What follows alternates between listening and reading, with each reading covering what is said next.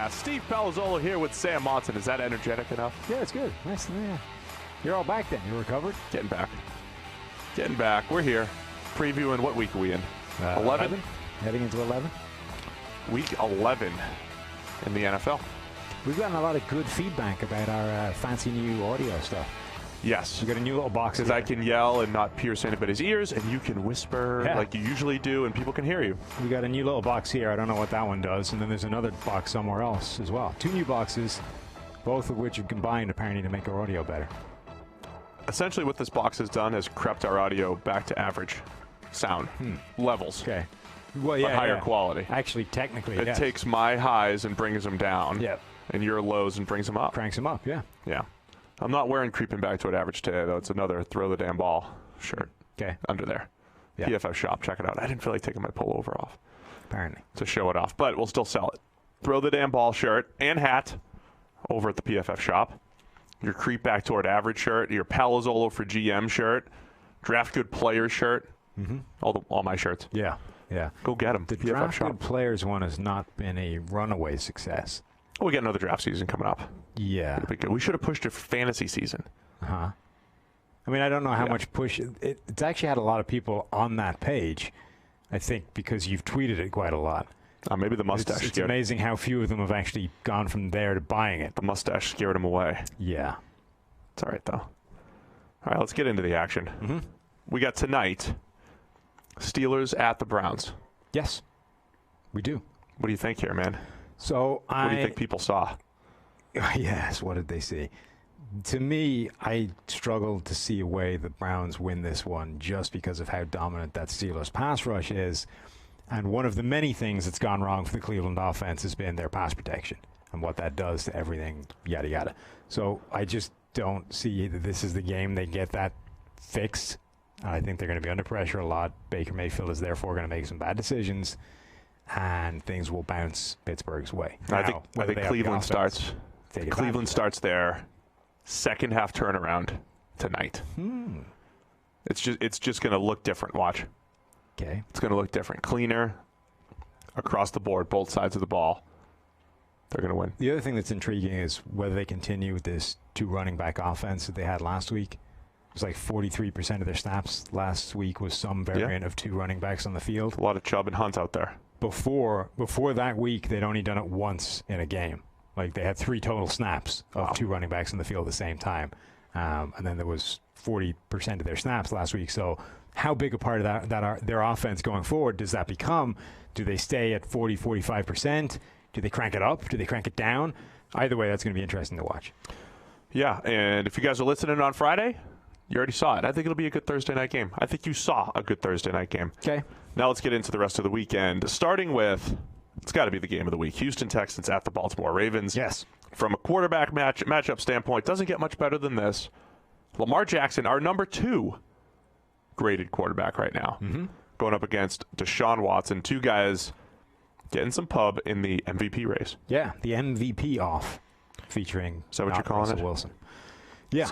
Somebody tweeted the other day, is this the most people have ever discussed MVP? No, I think people always do, but I don't. But this is like... Because I'm always railing against it, so I'm railing against something every It was year. like Monday Night Football, though. Russell Wilson completes a pass to put, in overtime to put the Seahawks in position to win. It's like, there's your MVP. MVP, it's solidified. This pass has now sealed the... Oh, no, he just threw an interception. There goes his MVP hopes. Oh, wait, the Niners missed a field goal. Russell Wilson has an MVP game-winning drive opportunity. Okay, he's back, MVP. I think it's more that this is one of the most open MVP races for a while. Like most seasons, there's like one guy or maybe 2 that just run away with it. This year, you can make a pretty good case for 3, 4, 5 different people. Which I think probably helps how much people are talking about it. I think in part, you don't have a Russell Wilson isn't real. Like in our grading, he's got a pretty good lead from a passing standpoint. But Lamar's crept up on him, and then you've had other past years where like Rodgers was playing at a ridiculous level. Brady's been above everyone before. Peyton's done that before. Like you don't have that, and there's just a lot of good quarterbacks leading good teams, and they all have their high-end moments. Yeah. Where everybody can just tweet, that's your MVP. Look at this play, MVP. Right. So here are two of them, two of the candidates, Deshaun Watson and Lamar Jackson. And this, I think it's a really interesting game because of those two. Whatever you think about MVP or not, they're two of the most dynamic and entertaining quarterbacks in the NFL right now, and they're going head-to-head. Yeah, this is great. I mean, I think last year we started to see the future of the AFC in really good hands from a quarterbacking standpoint. Now, granted, part of that was supposed to be Andrew Luck, but you had Mahomes break out. You had Lamar winning a bunch of games last year and having the potential, which he's starting to live up to this year. You had Deshaun Watson, in his second year, continuing his, after his really strong rookie season. I mean, you just have a lot of good AFC quarterbacks. So we've already seen Lamar versus Mahomes twice, and now we get a little Watson-Lamar. And these are also two teams that I think are looking to sort of crash the AFC picture. Like everyone always assumed it was the Patriots, number one. The Chiefs will be there when they have Mahomes because that offense is too scary not to be. And then coming up on the rails, it's, well, hang on, Baltimore just went and beat the Patriots. They've got Lamar Jackson. They've got a unique offense that nobody can replicate or emulate, rather. So they're a real contender. Their defense is rounding into form. And Houston, with Deshaun Watson, are always dangerous. Yeah. So those are the two teams that come playoff time could potentially make some noise and spoil the party of what everyone assumed would be the AFC Championship game again. Let's start with what Baltimore's offense is doing, because as much as we rail against the running game here, I think we'll all admit a good running game, if you know that it can be good, is a good thing, right? I mean, that's effective. And then the thing that the analytics guys keep saying is, like, it's not that the Ravens are just running the ball just to run it. They're running it in favorable situations. They're not running it on second and long. Mm-hmm. So the three teams that are doing the best job of passing on second and long, which is a good move, Patriots, Cowboys, Ravens. So for a run-first team, it's not this run, pass. It's a lot of play action. It's misdirection. It's pass to set up the run when you're supposed to. I mean, it's the optimal play calling as well in Baltimore that makes our guys love John Harbaugh as coach of the year, plus all those fourth down decisions. Yeah, they run. So the analytics there that are clearly driving the fourth down decisions, the when to go for it to, when not to, etc. Those are also influencing the play calling across the board. So as much as the Ravens are running the ball more than the average NFL teams, more than any NFL team, they're running it more, but that doesn't necessarily mean that they're doing it in stupid situations all the time. Right. There are situations that are clearly not sensible to run in, even though conventional wisdom used to be that they were, right? Right. So the second and long one is a good example. You crap out on first down, it's 2nd and 10. There was a traditional conservative school of thought that said, well, let's run the ball, let's try and get 4 of it back, and then we get to 3rd and manageable.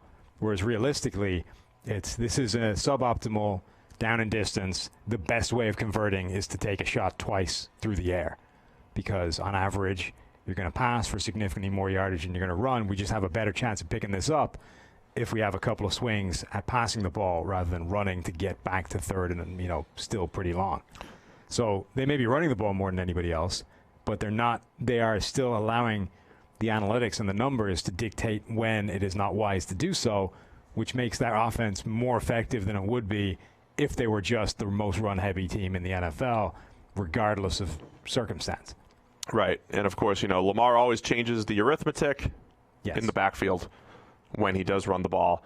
On the other side, the Texans have shown flashes of integrating all those playmakers. They've Darren Fells as like a red zone threat. So they got, the big body tight end. They've got Duke Johnson out of the backfield. They needed help for DeAndre Hopkins. And at various times during the year when Will Fuller's been healthy, hey, there's a deep threat. They've had, Kenny Stills contribute. They've had a whole bunch of different contributors this year than in past years, plus Watson, at the helm. So I think that's made them much more dangerous offensively rather than it just being this two-man game. Yeah, but really, it does come down to Watson being he's such a great quarterback to watch, because he makes some of the most exciting plays in the NFL. I mean, so does Lamar Jackson. But Watson makes some of the most exciting plays, but a lot like some of these other quarterbacks, they're not all – some of these situations that he's in are of his own making, right? So it's a little bit like the thing we used to say about Andrew Luck in terms of you're getting all the credit for putting out the house fire that you started in the first place. Yeah, right. You know, there's some of that to Watson, but it's within plays rather than within games. So Luck's thing was he used to set fire to the house in the first half of the game and then lead a valiant firefighting effort in the fourth quarter, put out the fire and get all the praise for it. You're like, well, you know, if you just played well in the first half, we wouldn't have this problem. Deshaun Watson's thing is like within a play.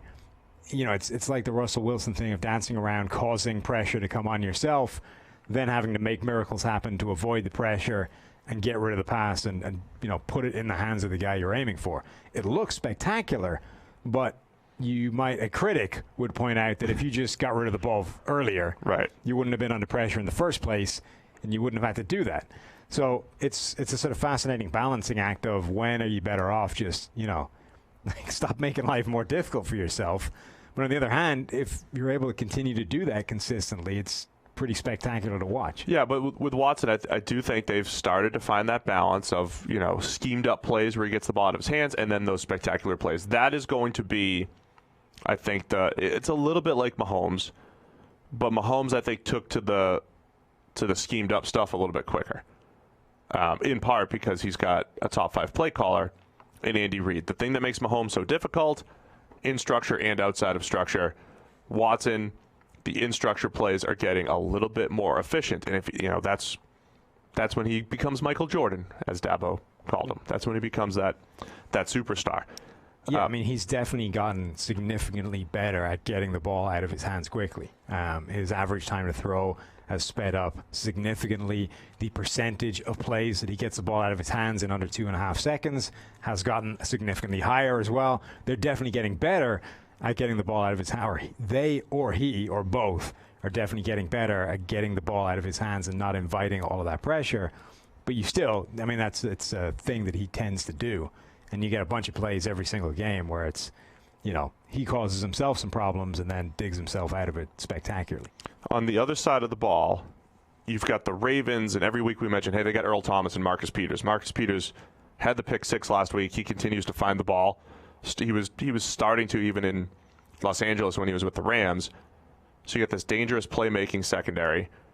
And on the other side, I will have my weekly concern with the Texans secondary.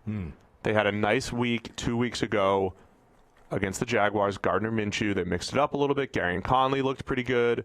Played some zone, played some man. Like most teams, they're going to play a little bit more zone with Lamar, a little bit afraid of him taking off, but I've got my concerns about them covering on the back end. Yeah, and this is an interesting team to go up against when that is your concern because Baltimore primarily wants to throw to tight ends. Yeah. Mark Andrews is their number one guy. Right. Now, they have Hollywood Brown, so it's not like you can just forget about the wide receivers. They're dangerous there. But it's a much more favorable matchup, I think, if you have a weak secondary than it is against a lot of teams. Yeah, the tight ends, so you got guys like Benardrick McKinney are going to be key. Zach Cunningham, middle of the field coverage guys for Houston in this one against those tight ends. But again, going back to Baltimore and their decision making, if you just took PFF's axioms, pass more on 2nd and 10, tight end, throw to the tight ends, that's more efficient. I mean, they're hitting on a lot of them. Yeah, throw into tight ends, the play action game, pass run tendency splits, 4th down decisions. They're doing a lot of things, and that's why they're in line to get a bye at this point. Should be one of the games of the week here. Yeah, I mean, they already had an extremely strong sort of analytics department, if you like, and they added a bunch of people to it this offseason. You can see the impact it's having on the Baltimore Ravens, top to bottom. Yeah. You can see what it's doing to this team, and it's almost all positive. How would you say, the one other thing we looked at coming into the season was they lost so much in their front seven. Za'Darius Smith, Terrell Suggs, they had no pass rush coming in. Still don't. Added, and then we said they have one of the best secondaries. Now they've been banged up again. Jimmy Smith's always hurt in and out of the lineup. They added Marcus Peters to it. What's his face? Young? Tavon. That's what I thought. Tavon, what's his face? Young. Tavon Young got hurt. But they still have a pretty good secondary. You know, I think they started out slow, but I think overall it's working out for them. And that was essentially a coverage over pass rush roster building decision. Right. That's the thing. It's like they lost some guys from the front seven. They didn't have the pass rush wasn't great last year. It's definitely not great this year. They didn't really replace them with a whole lot. And it doesn't matter that much because they went hard after the secondary. And okay, the secondary took some time to get going, but those guys have either gotten healthy or gotten in the building. They have the second lowest pass rush grade, just PFF grade, behind Miami. Second lowest pass rush grade, 8th highest coverage grade. And if you have the cover, that is like the Patriots of the last few years. The last 3 Patriots Super Bowl wins, they've been top 3 in coverage and in the 20s in pass rush. And if your coverage grade is good in PFF terms, it's almost like, okay, it doesn't matter what happened up front. Like you won more than you lost on the back end, and that's all that matters. Like if you can cover when the quarterback has a clean pocket, which is going to happen 65% of the time, you're doing something well. And that's what the Ravens are kind of working toward. Yeah, they've only got they've got 5 players that have double-digit total pressures over the season. They only have 1 player that has more than 14. Yeah. So Matthew Judon has 34 total pressures. Nobody else has more than 14. And the guys that have gotten, so Pernell McPhee has 14, but it's taken him 175 pass rushes to get that pressure. Jalen Ferguson has 13, but it's taken him 122 pass rushes to get that many. Then you got like Michael Pierce, who has 11, but that's because Michael Pierce is like 500 pounds and, you know, and a mobile run stuffer. So again, it's taken him 186 snaps of pass rushing to get 11 total pressures because the guy is not a pass rushing force. So, yeah, Baltimore still doesn't have pass rush, but, you know, the analytics would suggest that if you focus on coverage more than pass rush, you will ultimately be in a good spot. So, Baltimore's set up to do good things this year. Mm-hmm. We've learned a lot about them. Lamar's taken maybe the most improved player in the NFL. Yeah. I don't care what you say. I haven't said anything different. It's a general you. Oh, okay. Fine. I don't care what you say about his performance last year versus this year. Mm-hmm. He's not playing the same level. No, he's been better. Yes, dramatically better. Yes. If you think Lamar last year was the same guy, if you think Lamar last year was the same guy that we've seen this year, you're out of your mind. Yes, his situation might be slightly better this year in terms of you've added a guy like Hollywood Brown. There's some other things to that offense that are maybe better. But if you think he was playing at this level on a throw-to-throw basis a year ago, and people just didn't notice, you're crazy. Even just in the fumbles, like all the fumbles that he had last year that he hasn't had this year, that's been huge. Crazy and/or should not be analyzing football. Oh, wow. That's all I would say. That's a cheap shot. No, it's not. It's just It's a general thing, Steve. If you can't see the difference between the two guys, you probably shouldn't be doing this. I just found an incredible number for later in the podcast. Oh, yeah? As we've been doing this. Can I give you an incredible fact that has literally nothing to do with football, but I found it out today, so I'm interested. Does it have to do with how I react to practical jokes? No, but I already knew that you didn't react well, and that was reinforced today. I don't regret the decision. It was funny. I laughed. Other people laughed. You didn't. It wasn't a better joke than what we had for you on your birthday, but that's fine. Well, that's what I'm saying, right? You can't whinge about it and then be a part of the orchestrator of that. Like, if you're going to roll with that, you have to expect it to come back at some point. Fine. Go ahead. What do you want to say? The other thing is, I wasn't even planning on it until, Mark rolled in with his deadpan and you bought it. So I was like, well, okay, let's roll with it. Okay, So here's an interesting fact for you, right? Something came up on my timeline at some point about, like, these insane hypercars that are all electric and they'll do 0 to 60 in like 2 seconds. It's like at some point that has to become like a problem, right? Accelerating that fast. Yeah. Like my car does it in 4.5, right?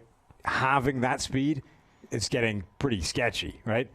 So this electric vehicle, so I started looking up like how fast insane things accelerate. You know those top fuel dragsters, the long, thin things with the giant wheels at the back? Those apparently hit 0 to 60 in 0.8 seconds. But here's the interesting fact. They accelerate so fast that by the time the rear wheels have crossed the start line, they're already doing more than 60. So just basically in the length of the car to get across the start line, they're already doing 60. Wow. That's pretty rapid. It really has nothing to do with football. Nothing whatsoever. But how cool a fact is that? Oh, I was waiting for you to connect it to like No, Lamar I told Jackson. you. I told you it had nothing to do with football at all. But that's cool. It's a cool fact, right? That's cool, yeah. Yeah, there you go. You know who else accelerates fast is Lamar Jackson. So I'm picking the Ravens. That's why you're the host. I am the host. Yeah. Just tying it all together. That's such a professional. Wait till you hear this stat that I have. Okay.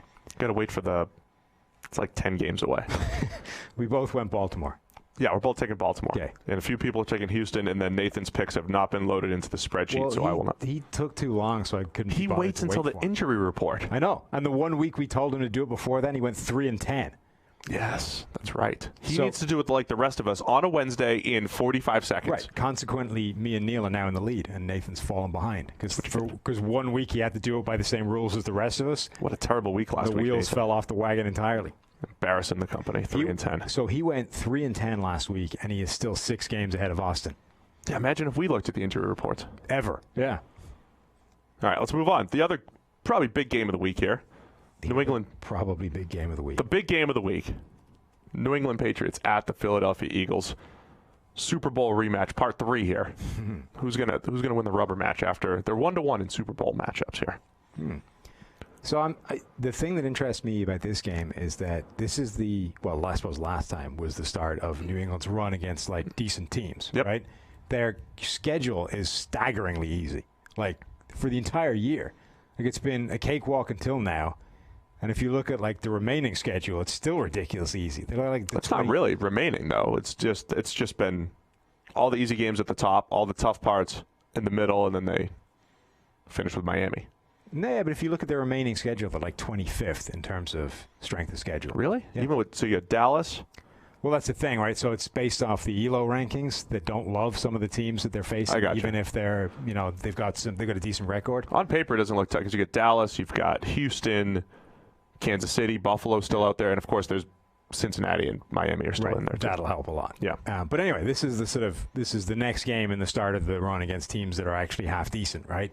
What's interesting is if you look at those ELO power rankings, so our power rankings are based off this ELO model, right? Which math people can tell you more about that. I don't really understand what exactly ELO is a guy rather than a thing. We took the model, which was very much based off of how did you do against this other team. So like when the Ravens beat the Patriots but also pretty handily, it's going to up their ranking quite a bit. But then ours uses our grades, not just say score and result. So it's not the bottom line of football is that the better team can lose games sometimes. Right. The better team doesn't always win a game. Right? Or the team that played better can lose the game, and this model That's what will I'm saying, take advantage right? So of that. The better team doesn't always win the game because of the way freak ball can bounce in a certain direction, and suddenly that's it's a 14-point swing, and you end up on the crappy end of the scoreboard, even though you were the better team throughout the game. So this ELO model, most power rankings are basically just let's look at the standings and adjust it 1 or 2 based off gut feel. This actually is using the grading to tell you who the better team should be. So theoretically, if these two teams met in the Super Bowl tomorrow, this is the one that should win because they're better, right?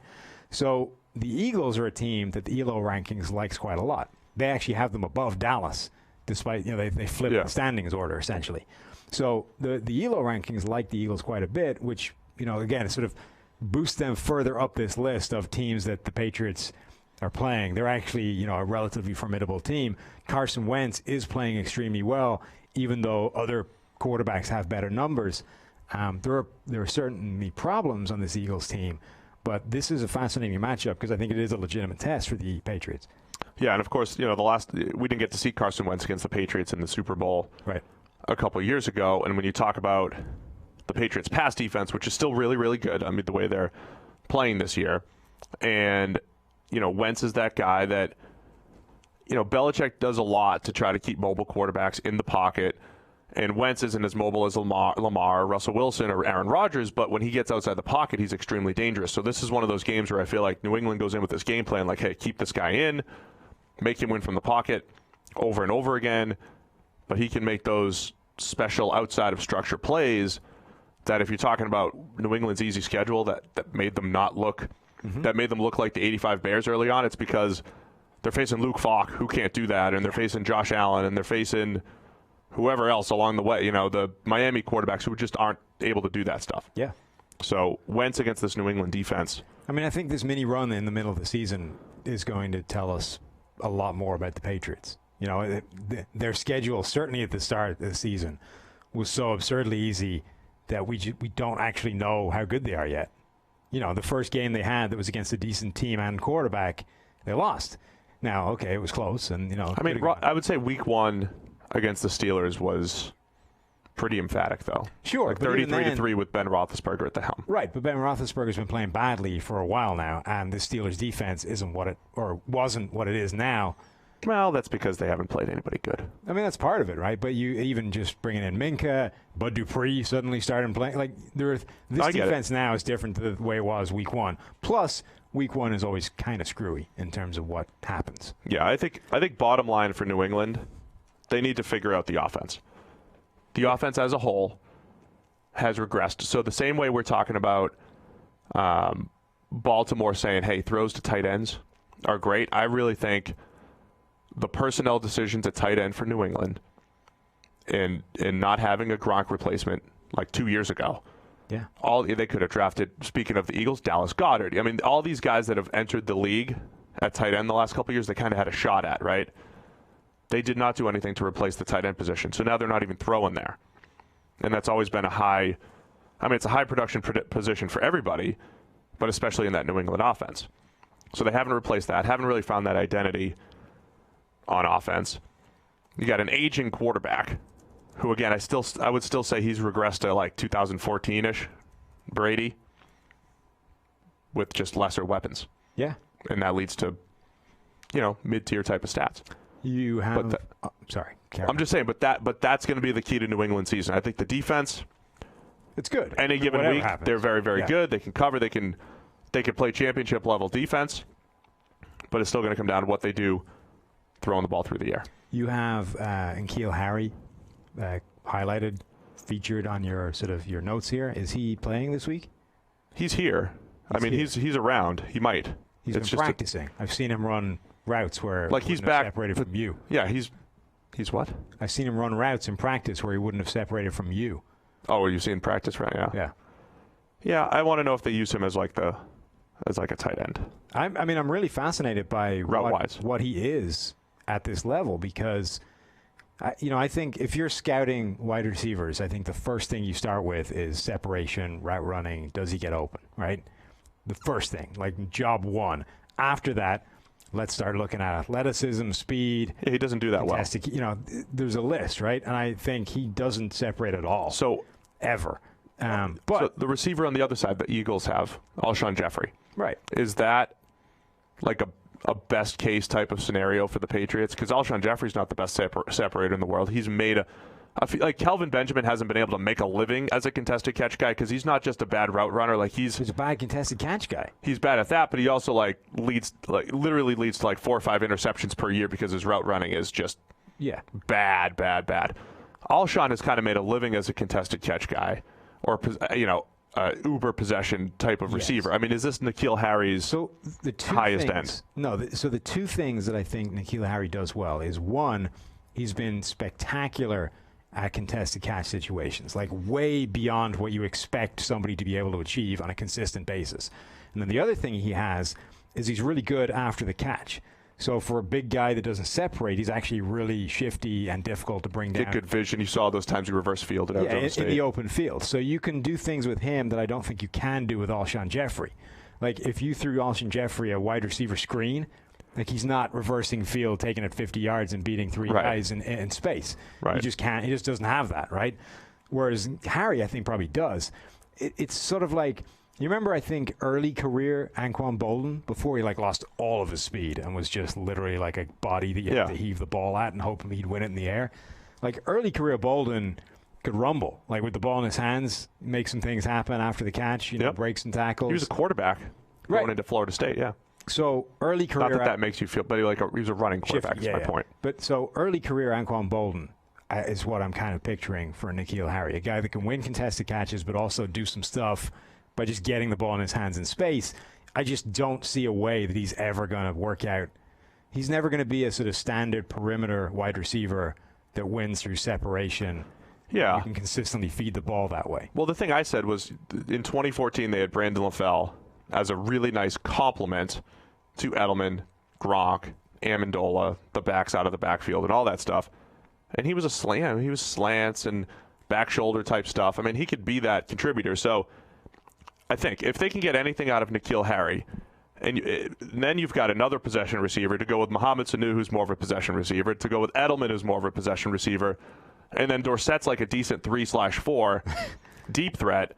So it's not the worst in the world. I still think they're missing that tight end. But if Harry takes the middle of the field type of stuff, replays the Marcus Colston role, however you want to position the thing, it. Right? There's a bunch of different ways you can use a guy like that. Let's say you agree that he's never going to work on the outside consistently as someone that can separate. So most of the time, you're going to need to figure out how to get him the ball in a way that doesn't rely on him beating somebody one-on-one and gaining separation. Typically, the easiest way of doing that is lining them up inside where there's more space. Because usually the slot receiver is the guy off the line of scrimmage, so teams don't press that guy. So immediately you're working with more separation between you and the defensive back, and that guy's got to defend a two-way go. So you can generate more separation simply by playing the other side to that guy, right? So you can generally gain separation by just lining them up inside, but also there's then multiple different ways of using those slot receivers. So the Saints back with Marcus Colston would use him as this vertical slot weapon and sort of send him, like tight ends, send him down the seam, over the middle, exploit the space between the safeties and the linebackers and the corners coming in on you.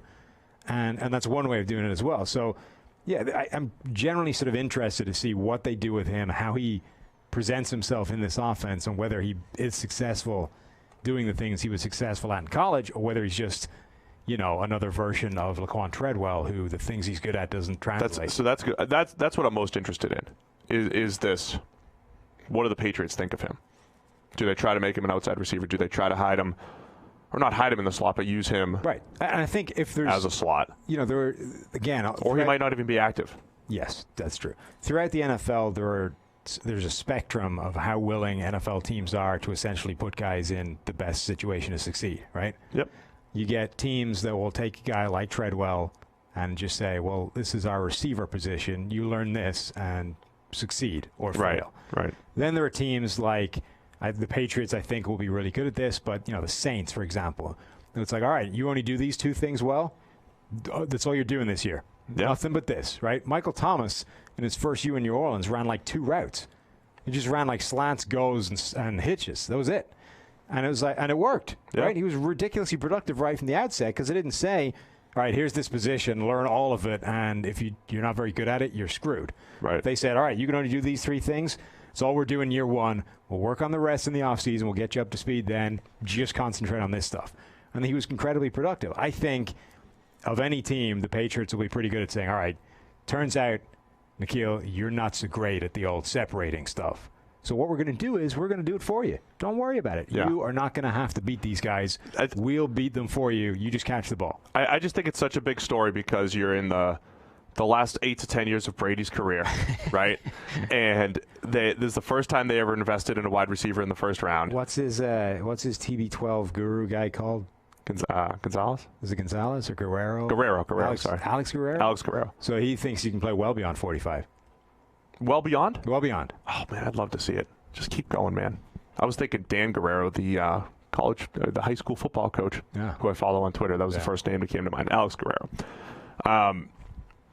It's just a fascinating story because before the draft, there were all these rumors that, like Deebo Samuel had a visit with New England, and he was like, that's it, I'm going to be a Patriot. Like, he thought they were so enamored that they were going to pick him. They passed on Deebo Samuel. They passed on Terry McLaurin, 2 guys who were doing a really nice job, probably fit the receiver mold a little bit more in New England than N'Keal Harry. But the Patriots saw something in N'Keal Harry to make him the first round wide receiver in the Belichick era. It is genuinely fascinating that they chose N'Keal Harry, given what certainly I, and I think you as well, thought about him as a receiver, right? It's like he's really not good at a bunch of things that are quite important for playing wide receiver.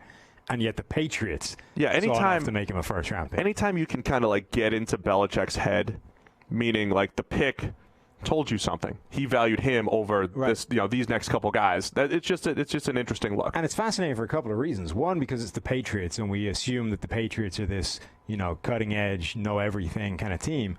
And two, because they've been pretty spectacularly bad at drafting wide receivers. They have a really bad history of it. Right. Yeah. So even like a Deontay Johnson, who's showing that route running ability that we saw, like a guy like that would have been a much better fit, on paper, right? But this is a team that basically gave up for a period at drafting wide receivers because of the mess they made before.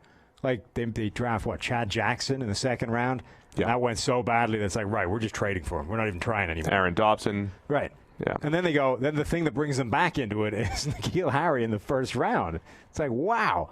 I mean, that's just interesting. And to be clear, yes, they found Edelman as a late round. Yeah, I mean, it's not like they stopped drafting completely, but they stopped burning early round draft when picks. they've attacked the wide receiver position. Yeah, I mean, in early rounds. Everybody drafts at least a wide receiver every year somewhere because you need them. Right? Anyway, a lot of time on the receivers there. I am also interested in that Eagles pass rush against the Patriots pass blocking. Marshall Newhouse has had trouble. He's given up 25 pressures. Shaq Mason's given up 20 when he's been out there. Marcus Cannon's had his ups and downs. The Patriots pass blocking has not been as good as previous years. And that's the other issue because they're not running the ball all that well. The line's not playing all that well, and this is probably the best pass rush defensive front that they faced. Yeah. So another key to look at there. All that said, Brady's numbers under pressure, I think, have been horrendous. Horrendous. Not good compared to it. So you could say it's gonna get better. Yeah. You could. Yeah. Interesting. We've all chosen the Patriots. We're all taking New England. Nathan blank. Yeah, who knows? But it doesn't matter because he's not first anymore. All right, let's go rapid fire around the rest of the league. Yeah, that's good. Don't even promise it anymore because it's probably not happening. Nobody likes rapid fire. People want to hear us talk for like 4 hours. Okay. They don't want that. I don't have that kind of time, but what are you looking for? How many interceptions is Yolo Fitzmagic going to throw against a legitimately good defense? 2. He did a nice job a couple weeks ago against them. Mm-hmm. I think he threw some picks still, didn't he? Fitzpatrick, to be fair to the Dolphins, he does give them the best chance of winning games. But as with Fitzpatrick, you're only ever a matter of time away from, oh no. And that's going to be fun to watch. He gives them a lot of opportunity to lose games as well. Well, yeah, but so does Rosen. Yeah, he's doing, Fitz is doing his thing. Yeah. I think given that situation, he's doing a nice job there. That's the beautiful thing about Fitz is that it's only a matter of time. The Dolphins are instilling a winning culture there. Yeah, which only serves to hurt them. Do you know off the top of your head where the Bills are in ELO? Because I think not only us, I think other power rankings, so to speak, have the Bills low. Because they're that classic team, like they beat the Bengals by only a little bit. They win all these close games. It's defense-driven. They're the type of team where it's like, sorry, Bills fans, I know the record's really nice, but we don't necessarily buy into it. And then, they lost last week to the Browns, and it was like, that's not that. It shouldn't be that big of a surprise. They're closer than the 21st record would show. Yeah, they ranked 21st, which, so 21st doesn't sound great to begin with, but when you phrase it as in they're between Denver and Cleveland, that's how much it doesn't like them. So that's essentially our power ranking system, thinking that they're much closer to a 500 team than a 6-3 type of team. Yes, and one of the big driving things behind our power ranking system is how good is your quarterback. Oh yeah, and Josh Allen, not a great quarterback yet, so that's part of the issue. You're being really kind with that. Yeah. Yeah, we talked about it quite a bit on Monday. I mean, that was a classic Cam Newton-y type of game last week. Cam Newton-y. Against the Browns. I'm just trying to click on the Bills real quick. So they're 6-3. They've won games while scoring 17, 21, 14, 31, which is nice, and 24. I mean, they have 1, 2, 3, 4, 5 games where they've scored under 20 points out of their 9. So the whole thing is it's just a tough model to sustain. To be fair to Josh Allen, he is the highest graded Allen at quarterback this year. He's above Kyle, huh? He's above both Kyle and Brandon. Oh, and Brandon, too. He is the highest graded Allen at quarterback. So there you go. There's something to work on. The short area accuracy is much better. The deep accuracy is horrendous. It really is catastrophic. Yeah. Because he's done some nice things in the short game. We say it every single week. Yeah. It's amazing how bad the deep stuff is, though. I do love the Bills' defense. I mean, they just that fundamentally sound, really nice, tough secondary to go up against, and some active linebackers, and they just do a lot of nice things. Do you think that, deep accuracy, just in terms of, in isolation, dropping the ball where you want it to go, is that something that you can, teach a guy with a bit of practice and touch? Because I think part of the problem when you have a howitzer for an arm, you're less concerned about where it's landing, with beautiful touch. You know what he's become? As you are with just firing the ball in the general direction of the guy you have streaking down the field. Yeah, so a little insight into the PFF grading system, right? Like when you throw a deep ball, if you completely miss it, it's probably like a minus 0.5, right? You missed the throw.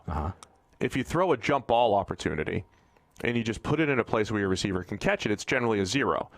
And I always call it, those 50-50 balls, they're really 20-80 balls. And so 20% of the time your receiver makes the catch. Right. 80% of the time they don't. It's part of the reason why deep ball stuff is very unstable and fluctuates or whatever. I think you could teach Josh Allen to just throw more zeros. Just stop missing. So using Brady as an example for early in his career, he's so afraid of interceptions, he'll just overthrow stuff. Yeah. And then he started to underthrow it a little bit, give my guy a chance, right? So he wouldn't miss as many and he'd have a few more contested catches. At worst, you should be able to teach Josh Allen to throw more 50-50 type balls. Now, they don't have the receivers necessarily to get them. Well, so the thing is they have receivers that are getting open deep. They're getting open deep too, right? So it's just don't overthrow. Yes. The guy, you don't have to hit a guy in stride all the time. You know who they need to bring in to teach him? They need one afternoon with Chad Pennington. Chad can come in and just teach Josh Allen how to take a step back, put this thing in the air, and just drop it like a rainbow into the bucket. Now, see, I don't think that would, because the problem is Chad Pennington's effort level in order to do that was the same as Josh Allen's effort level. They're heaving the ball as far as they can. Allen overthrows by 20 yards, and Pennington underthrows it for a catch. So Pennington's deep ball was really good, though. I know, because it wasn't underthrown. He would drop it to exactly where it needs to go, because he put it in the air early enough. Yeah, you don't need a big arm to be. It's about accuracy. Right. He was the king of understanding. So Pennington obviously had a noodle for an arm, right? But his deep ball was really good because he put the ball in the air so ridiculously early and was accurate with it. So he needs to spend an afternoon with teaching Josh how to just drop this thing in a bucket deep down the field. So do you know what I think Josh has become? When you watch Carson Wentz in college, he has that laser for an arm, right? He throws the deep out, the zip, and all that stuff. There were times he would completely slow his arm down to throw anything with touch, and it looked horrendous. Yeah. So it's a combination of that, and then Sam Darnold had a terrible deep ball at USC the whole time, but he was really good short and intermediate. Allen's almost become this combination of college Wentz and what I thought Darnold might become, which is just a up to 20 yards type of efficient throw. Okay, so if you don't think that if you think that the physical differences between the two are so stark that it would be a problem. Who do you want to get? I will give you a second option. Somebody that I think might have the greatest deep ball I've ever seen. Randall. No. Same team, different quarterback. Dante Culpepper. Oh, Culpepper, yeah. Culpepper had a cannon, and he knew how to put the ball accurately where it needed to go. Now, he was helped by the fact that he was primarily throwing at Randy Moss half the time. But his accuracy on the deep ball, I think, is better than anybody I've ever seen. So tell Josh, take all that power in your arm, and instead of throwing it 80 yards far, throw it high. Up. So it'll come back with snow on it, but it'll land where it's supposed to. Yeah. Culpepper could teach him that. That'll give the receiver time. Jeff Blake threw that really nice rainbow deep ball. All the time? I don't know. All the time. Or once? I don't know. It's just that was his thing, I think. Yeah. I think that's all he did well. But Culpepper was really good at that. And he had an arm. He could actually relate, Whereas Josh is sometimes it just fires 10 yards. Where Chad's sure, yeah. Yeah. Whereas Dante could actually relate. I know. I could throw it too. I still want Josh to just do a better job with, blitz recognition and some of the stuff at the line of scrimmage. Look, we can't have everything. Anyway, I think our prediction from a few weeks ago that Miami's not, at least defensively, not as bad as they had shown early on. Is that true, or did they run into Brian Hoyer throwing them the ball? They ran into Brian Hoyer throwing them the ball. He was awful. Yeah. Nick Needham was one of our top 5 rookies. He was. I did the my weekly NFL video. Uh-huh. He's a cornerback for the Dolphins, undrafted out of UTEP. He might be a part of their rebuilding effort. He graded really well for us in college. Well, he probably will be on the basis that there's nobody else. Yeah. So he's a part. All right. We all went Buffalo. We did. What's next here? Jacksonville. Indianapolis. Jackson. Colts. Nick Foles is back. He is. R.I.P. Minshew. This isn't bad for the Jags. Minshew goes out pretty much on a high. I mean, he struggled a little bit at times in recent weeks. But he goes out. Very intriguing. You might have a guy to build around. The thing that I am most looking forward to happening in this game is that Nick Foles will probably not, by the end of this game, have the highest quarterback grade in the NFL anymore, which I have to remove by a filter. Yeah, why haven't we changed our filter? That is what I'm looking forward to. Right. Too. He has 8 dropbacks so far this season. He's got a big-time throw. And in those 8 dropbacks, he has a 91 overall grade because on the throw where he broke his collarbone, he dropped a freaking dime to whoever it was in the end zone. So consequently, he's been nailed to the top of the board in terms of the PFF QB rankings all season long. Until you filter it. Yeah. Until you filter it to get rid of him. So I am hugely looking forward to just anything below that level of play. I am with you. That gets him off that level. I'm just looking forward to mostly, all offseason I said, more Nick Foles data points, please.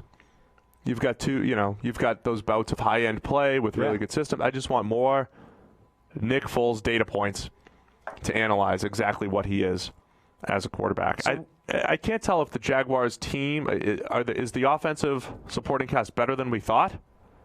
Or did Minshew elevate them? That's kind of the other question. That's a good question. And the other interesting thing to me is, we talked before about Minshew was making it a tricky thing for the Jags because as long as he played well, it became a problem to bench him, right? Mm-hmm. Then he plays one bad game. It's like, right, Foles ready now. Exactly what we said would happen, right? Now the question becomes, how much rope does Nick Foles have? Like, how bad can he play and for how long before it's like, well, we've got Minshew sitting over here. He was pretty good when he was playing. You might have to take a seat again, Nick. It could be a short leash because they're in the playoff race. Right. They don't have that much margin for error. So that's going to be interesting to watch. Like, if Foles doesn't play really well, how long does he get before the Minshew thing becomes a reality? Yeah. I think the thing that did Minshew in, you started to see teams get really, they started to treat him like a rookie. They're like, hey, Rook, you've never seen this before. They started to throw some really tough defensive looks at him. He handled some of them okay, but overall, I think that ended up doing him in, that and the fumbles. I think with Foles, does he revert? We thought he might play the Uber game manager role, let the Jags play some D, but I think they might have, more explosive offense potential. Oh, definitely. Than we thought Nick going Foles in. There. So like DJ Chark's development and Chris Conley's development and some of the other goings on over there. Did you see Leonard Fournette on my my AWS tweet? Mm-hmm. Our friends over at AWS posted the image. Tied for the league lead in yards after contact per rush. Yeah. Fournette. It might be skewed by a couple long runs, but I told you, he is looking crisper than he ever has. Yes. Since college. Yes. For whatever it's worth. Yes. It was not a high bar to clear, but he has cleared it with room to spare. It's crisper. The other thing that's interesting in this game is Jacoby Brissett should be back. So should be. No more Brian Hoyer throwing the game away. We're back to the guy that doesn't make too many mistakes leading the team that's actually pretty good outside of the quarterback spot. So that is an interesting Indianapolis dynamic. The quarterback being bad enough to somehow undermine all of the other things got pretty tired pretty quickly because, the Miami game happened. So you got the 5-4 Indianapolis Colts, the 4-5 Jags. They're both technically still in it, still battling for playoff positioning. I think this is one of the sneaky good games of the week. Yeah, I like a last possession game type of I do game. like to look at this game, particularly if Foles plays well. Yeah. So I'm going to be keeping a close eye on this one, on my 8-game mix. Yeah. You don't like the 8-game mix, huh? I conceptually think it's fine. The fact that they dedicate 25% of the screen to you need a 120-inch banner. screen. No, what you need them to do is to just remove the crap from it and just put the 8 games. I know what I'm watching. I've tuned in. I've paid for the service already. You don't need to advertise it to me. I think it's because they have to keep Get everything. rid of the space. They have to keep the aspect ratio. They don't. They can make it work. You just fit the 8 games in and nothing else. If you have to have like a black bar down the side slightly, I'm okay with that. Just remove the giant space that's taking up most of the screen. Yeah, I'm like a little puppy sitting like right in front of my screen just so I can see like everything. In theory, I think it's fine. Practically, it's ridiculous the way they make it work. All right. Well. So, yeah, I don't like it. I'll be paying attention to this one. I'm taking the Jags. Same. Everyone else appears to be going with the Colts. Well, they're wrong. Oh, okay. Home in the Dome. Fair enough. Cowboys at the Lions. What's up with Stafford's broken back? I still don't know. So we had the doctor. Did you do that this week? Yeah, Dr. Pomerantz. So So what's up with it? Well, doctor doesn't really know. Oh. Because there's not enough information. But he essentially gave us 2 options, right? So you've either got, it's not like a vertebrae type of thing, but you either have something's busted in the lower back or the upper back. He suspected the upper back. Wait, hang on. If it's not a vertebrae thing, what else is there? There's other like little muscles. So like when you say broken back, there's other, I think it was one of the muscles or something. That wouldn't be a broken back, surely. It wouldn't be broken. It wasn't one of the vertebrae. It was something else. But isn't your back just vertebrae? Just watch the video on the YouTube channel. He'll break it down for you. Something rib related. Ah, okay. Tyler says. He does, yeah. Rib. How come he was listening more to the doctor than you were? Because I was trying to craft my next question rather than listen to him. Tyler got to take it all in and absorb the information. Okay. I was just worried about my follow-up and not sounding like an idiot. That's what a good host does. Okay, fine. Interviewer. I've not been trained in interview skills, all right? No. In case you haven't noticed. Well, look, you've improved dramatically because, we're not getting ridiculing feedback from him anymore. Oh, they hated the first one we did. You. I didn't have any part of it. It's a team effort. Represented PFF. This was your department back then, Steve. Great interview. Steve talked too much. Let's move on to the next one. All right, anyway, so it's supposed to be pain management, ultimately. How much can he handle? Okay. But he's been playing through it for like a year. That part we weren't really sure about. Are you sure about that? Yeah. That's what the report said. Then it got tough. It's like the whole thing was he'd been playing through this for like a year. He expected to play last week, grit through the pain the way he always has, and apparently they went, no, we're shutting you down. Yeah, we're not doing it this week. So that part was confusing to me. Anyway, where's this going? Is he playing this week? He's not practicing, but he could play. Didn't practice Thursday. That's today. But sounds like it might be Driscoll. So we have no information either way on whether Driscoll or Stafford are starting. Can I therefore focus? Well, that's what happens when you record on Thursday. But I think it might be Driscoll. This is why Nathan does his picks later. Can I then focus on the side of the ball that we do know something about? Yes, please. The thing that I'm really interested in is Amari Cooper versus Darius Slay. We saw what Cooper was able to do to the Minnesota Vikings cornerbacks last week. Trey Waynes was down, so consequently Mike Hughes saw 17 targets. Amari Cooper was the recipient of most of them. And, I think Mike Hughes has got some skills and may end up being the best corner on that roster, but he can't cover Amari Cooper yet. Now, Darius Slay is a significantly better corner than Mike Hughes at this point in their career. Can Slay cover Amari Cooper? I think Slay could stick with him a little bit better than others.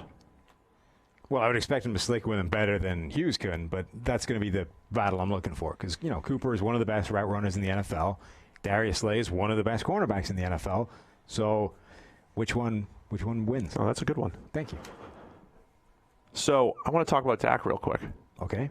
I think it's clearly his best season, statistically. Yes. Right? Even though the passer rating is a little bit lower than his rookie season. He's had a little bit of rough interception luck. Yeah, I don't think anyone's arguing that, right? Everyone's saying so everybody thinks this is the best season for Dak Prescott. Right, I think everybody's in agreement. 8.7 yards per attempt. Like last year, he was at 7.4. Mm-hmm. So they've added 1.3 yards per attempt. Every attempt. Yeah, it's a big jump. So, but his career PFF grades now at 16, 83.7, then 72, then 74.8, and now 84.7.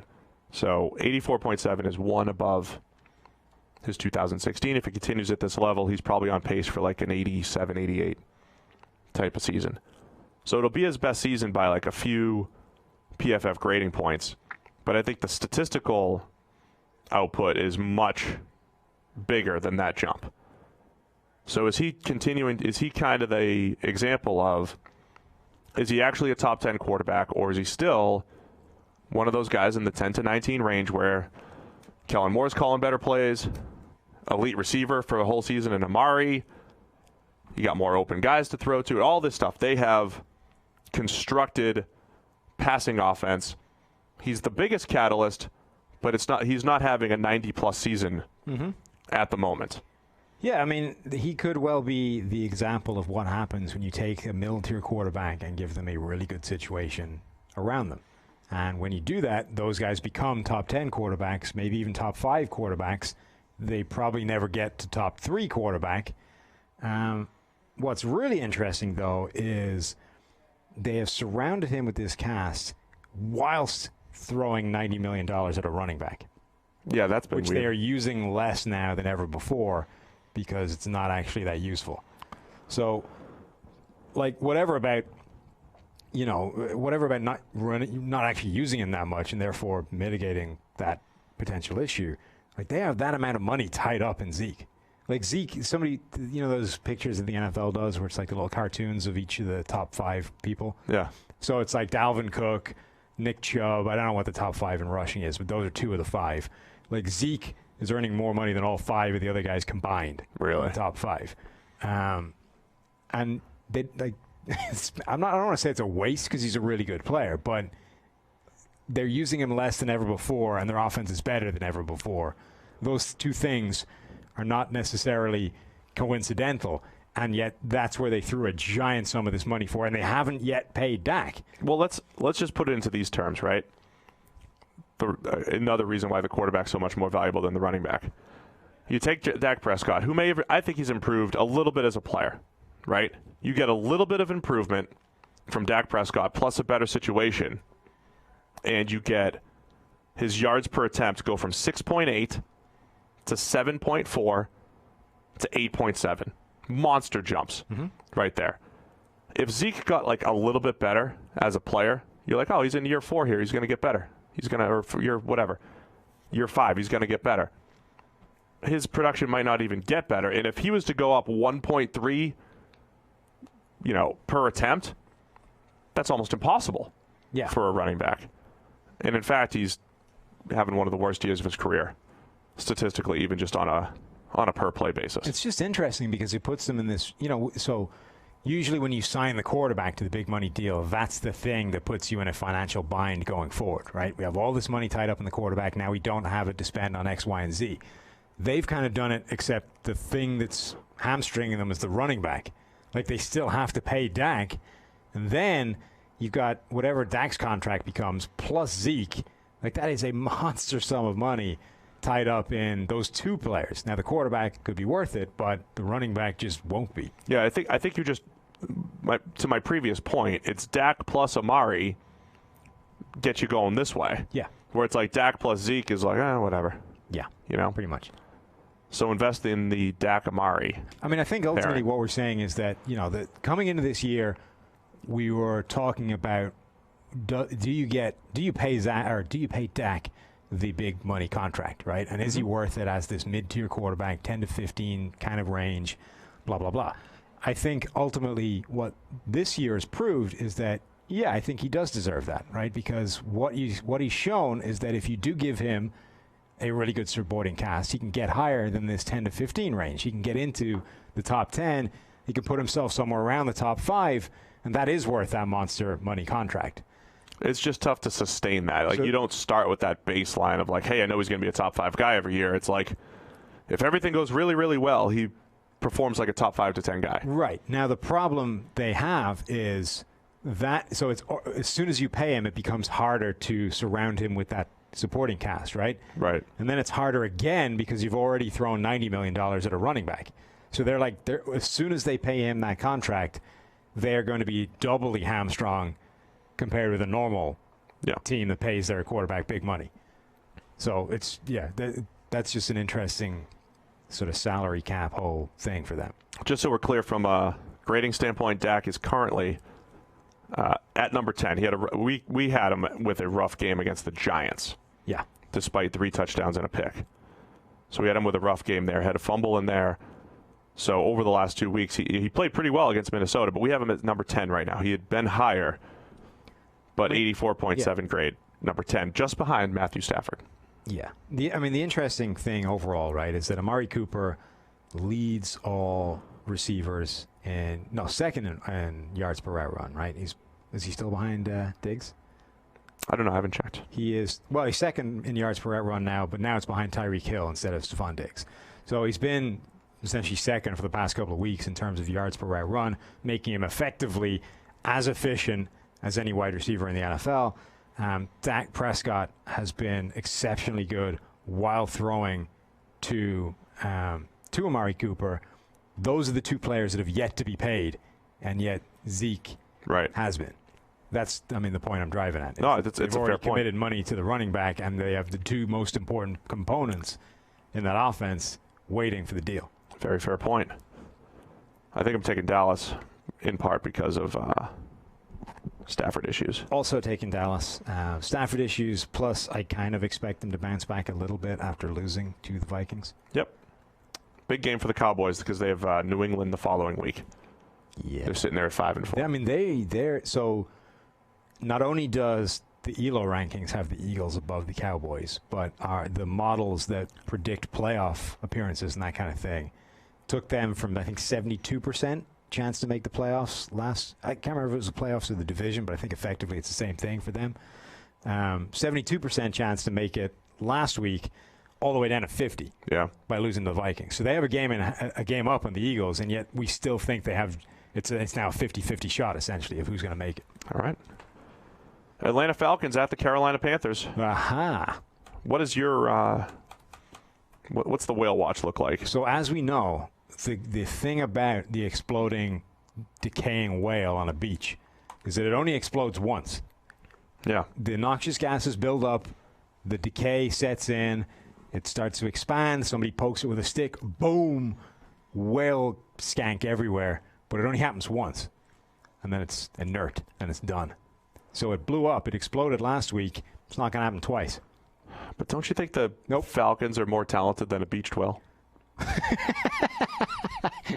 That's probably the first time anybody's ever asked that question.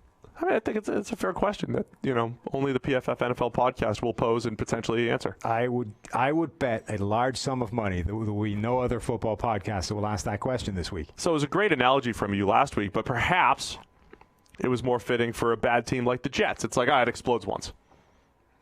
That's it. I don't think they were decaying as much as they were just bad. Oh, yeah. The thing about they're Falcons, less talented than a beached whale. Well, the thing about why the beach whale is such a great analogy, right, is that at one point in time, the whale was a majestic creature sweeping through the oceans, laying waste to all the little krill and everything else, right? Much like the Falcons back when they made the Super Bowl. Yeah, just right? Then the Shanahan offense, tearing people apart. This up-and-coming Deion Jones-led defense. It gets beached, washes up on a beach, and begins to rot. And that's what this season has been for the Falcons. They wound up, washed up on a beach, and they just lay there in the sun, rotting, festering. And then this is the perfect analogy. And I'm just saying, it blew up once. It's not going to happen again. Well, they sucked me back in. I'm picking them against Carolina. Well, that's ridiculous because I've already explained why that's not going to happen. I know. So you think they're like a 2-win team? I think Kyle Allen and the Panthers are going to roll. You're going to pick against Atlanta for the rest of the week just because you had a really good one-week analogy and you have to carry it through to week 17. All I'm saying is that the analogy has so far been proven correct. I'm not jumping off now. All right. I don't have much to add to this. No. Look, they are a more talented team than we've seen from this season. On the other hand, things were going so badly. Last week was such a departure from what we've seen all the way through this season. I am saying there's no way that happens twice in a row. You could have used much better, tangible, hard and fast evidence and analysis like what I'm going to bring to the table here, which is right here in week 11, Matt Ryan's going to play outdoors for the first time all year. Okay. The Falcons are going to play outdoors for the first time all year. He might have we have no idea how his arm is. Remember that one time we thought his arm was ready to fall off in the outdoor game against? What if he can't even throw the ball anymore outside of the friendly confines of domes? It's possible. It's possible. That would be your That should be your take for picking Carolina. Look, you can't. This is the best analogy anybody has ever come up with for anything, ever. I don't disagree with that. I feel like you have to ride it out. Now, you're expecting the Falcons to be 2-14. No, I mean, look, there's a chance that they can come up against a more inert waste of blubber than themselves the rest of this year. What does their schedule look like? Do they play the Dolphins? No. Okay. Do they play anybody as bad? Who do they play that sucks? I don't have their schedule. Like, they could win a game. I'm just saying that they're not going to beat the Panthers. All right. I think they're going to beat the Panthers. Okay. I want to see if that Falcons D is for real. They held the Saints to 9 last week. Now they're going up against Kyle Allen. Right. I mean, does the rest of the season not suggest that it isn't? No. Was this like a line in the sand? They didn't just wake up last week and we're like, you know what, we're New really play good. But they made changes. No more Dan Quinn calling plays. Yeah. I still Could be am different. saying this is not. You don't just like completely about face and become a wholly different outfit because you made one slight small change. Well, so I think this is going to be a sneaky good game too because the Falcons are the most talented beach whale in the league. True. Kyle Allen playing for his career right now. We don't know what he's going to. We still don't know what he is. Had that gutsy outing in the snow last week with some rough plays, but with some good ones. We talked about that on Monday. So there's a lot to like here. They're another 5-4 team, the Panthers, that they don't need to win out, but they have very, very little margin of error the rest of the year in the NFC. This is true. Luke Kuechly's coming off a pretty ugly game. Am I right? Yeah, that's what I was saying the other day, that the Packers did a nice job of kind of high-lowing him, and he missed a few tackles. And 47 grade. Yeah, that was the lowest he'd had since like 16, I think. Yeah. So again, expect that to bounce back. Another reason why the beach whale will not explode a second time. Plus Matt Ryan throwing ducks outside. To Luke Kuechly. Is that what you're expecting? Sure. All right. If you can predict a pick, I'm going to go for one as well. Well, Atlanta sucked me back in again. Yeah, you're just a sucker for that kind of stuff. Oh, Brandon Graham's going to get 10 sacks. Better QB getting points. That's George's rule. Yeah, but that's inside, right? What is Matt Ryan outdoors? We have no idea. Whereas we haven't seen him play an outdoor game for like a year. Right. Whereas we saw Kyle Allen start dealing when the snow came in the down. snow. Right. Yeah. Oh, okay. Only at the end because anyway. Has Matt Ryan ever played in the snow? I don't know. Has Drew Brees ever played in a? I honestly can't remember a game in Brees or Manning's career where they played in bad weather. Manning's definitely played. Well, he played in the playoffs against the New England, and then he played like half a game in the snow against Buffalo. That's it. Yeah, that I remember. I mean, there was a couple. I mean, there was some cold. Pretty sure Manning's had some ugly weather games. He had cold weather games because he played a lot in New England. Yeah, a lot of cold weather games, but not like rainstorms and. Well, see, this is the thing, right? There aren't actually that many games that get rained on. Yeah, but like Russell Wilson plays in like 5 a year. Well, that's because he plays in Seattle. That's what I'm saying, though. But that's like the only place in the country where it rains. So he plays in the rain a ton. New England always has a little bit of rain and or snow type games. Rodgers plays in a ton of snow games. Snow, but not rain. Cleveland, Buffalo, they always have something going on. Like, I honestly can't even remember a game where Drew Brees played in any sort of adverse conditions ever. Okay. Matt Ryan either. I can't remember one. Stafford played in that ridiculous snow game in Philly. Remember that one week where it's in 2013 it snowed Calvin everywhere? Johnson slides and is like picking half the earth out of his face for the next 3 snaps. Andrew Luck's had some rough games in New England, weather-wise. People are going to have to send you pictures of Peyton Manning playing in crappy weather. Okay, so he played in the AFC Championship game in bad weather. He played some bad weather games in New England. Podcast listeners, send Steve at PFF_Steve. And then I think images of Peyton Manning playing in bad weather. And I think in like 2009 or whatever, they sat him.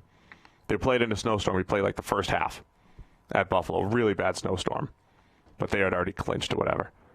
But beyond that, like a couple cold weather games when he was the QB at Denver, and that was it.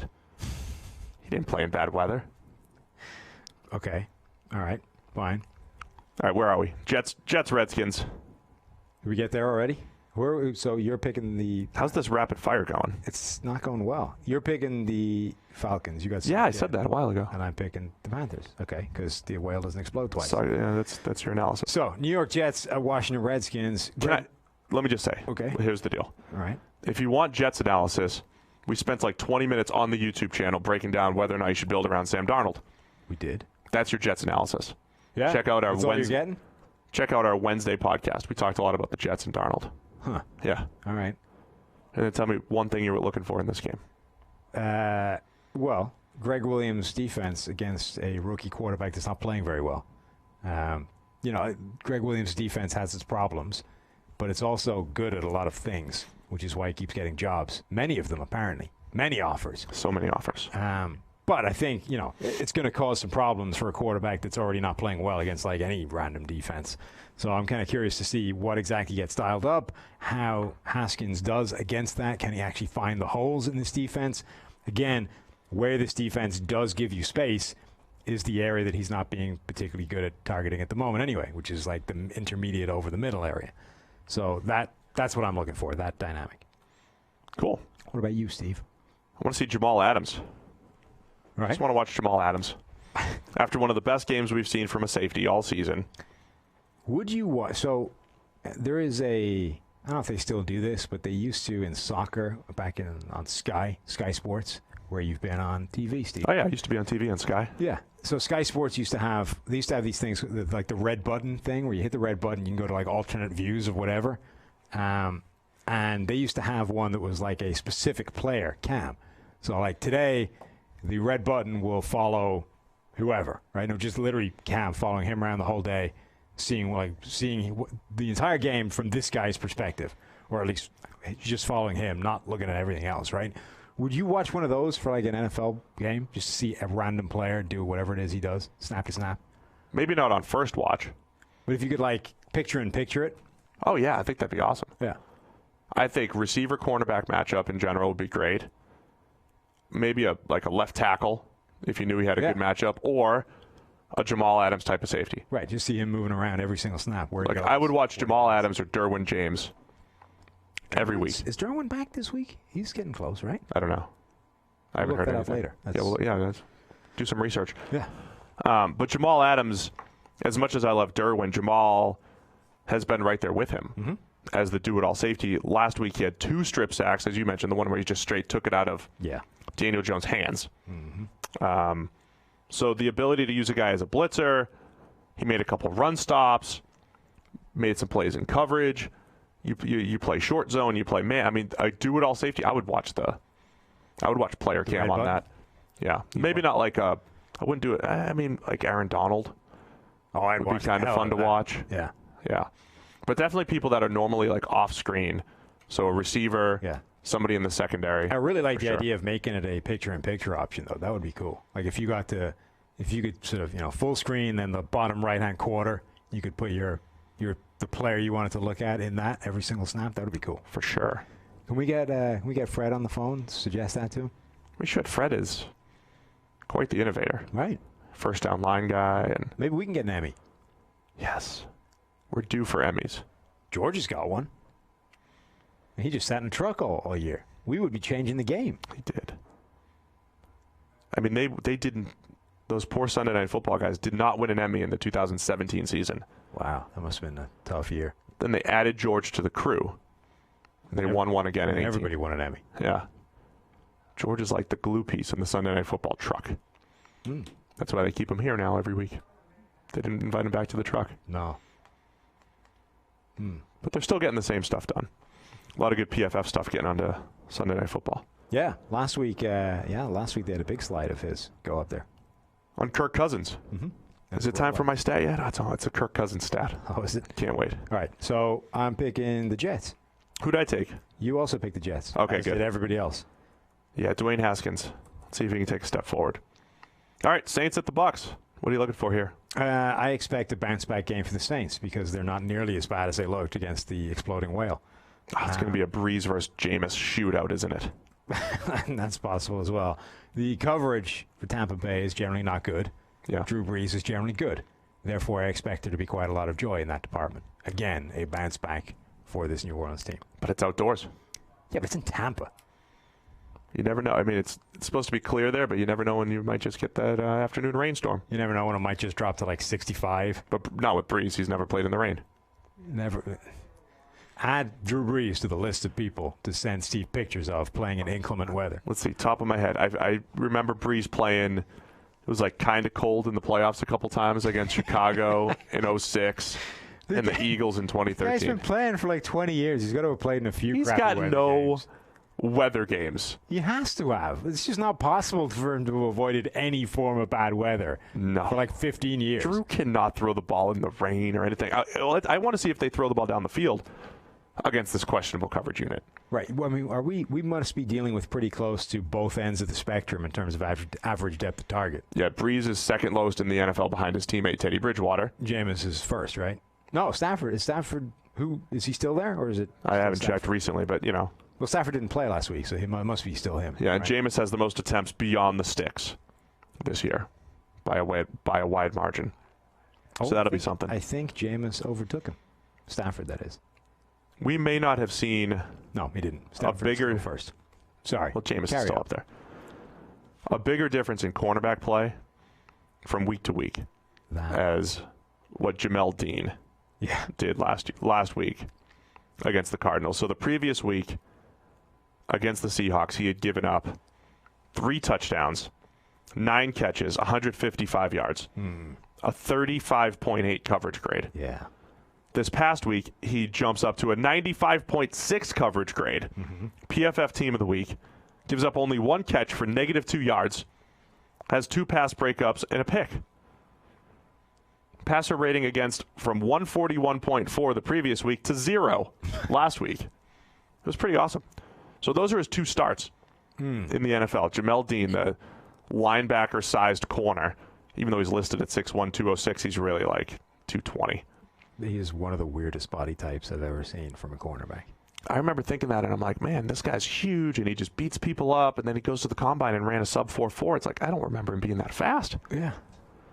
But he's just a fascinating prospect. He's another one of those corners that, you know, Sean Murphy-Bunting, I mean, they've got all these guys that they've added to the mix. Got rid of Hargreaves for loafing. Is that why it was? Did you see that? So the play that got him cut, apparently, was the Andy Isabella play.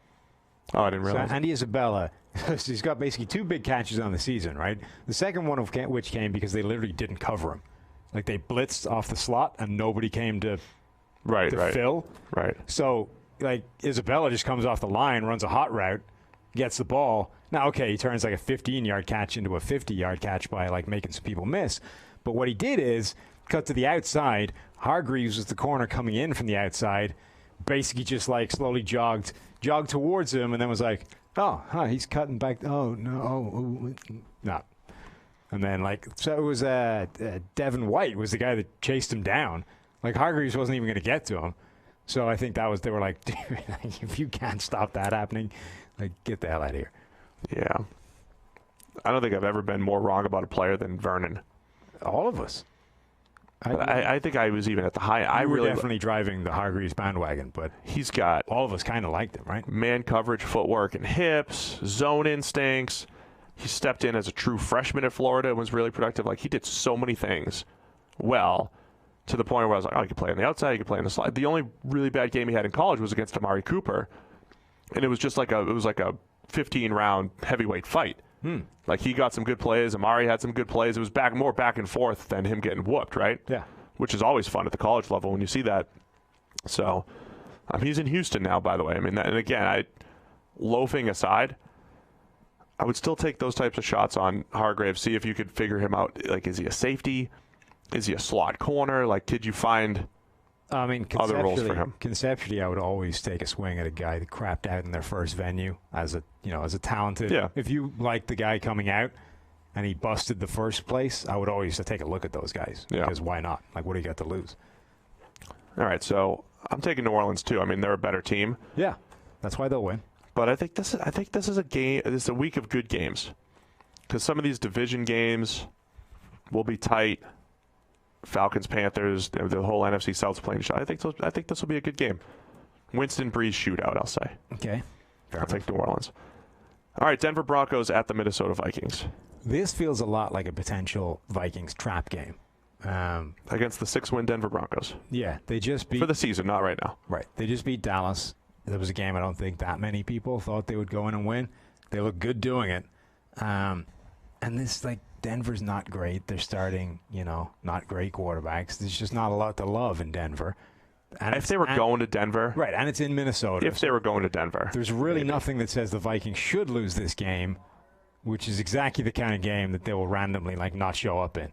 Plus, so the other thing that works against Minnesota is what their game plan is going to be, right? They want to do the same thing every single game. They're one of these teams that, we are not changing the game plan for anybody. We're just going to out-execute you, which is fine. I mean, we've already seen a team like Kansas City come in there and go, well, okay, if this is what you want to do, we suck, and we're still able to stop it by just selling out against it. So, if a team like Denver wants to blitz that run defense or wants to blitz that run offense and shut it down and force Kirk Cousins to the air and to make some plays, they can do it. Yeah. This is your stat, right? What's your Kirk Cousins stat? So, you know how it feels like Kirk Cousins has picked up a ridiculous amount of yards on just straight-up bootlegs? Yeah. And screens. Uh-huh. Do you know how many yards he's gotten on that? I don't, but many.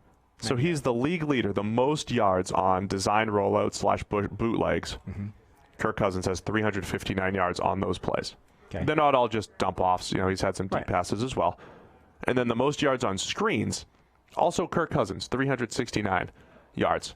If you just take those two, the percentage of Kirk Cousins yards that have come on designed rollouts / bootlegs plus screens makes up 30% of his passing yards.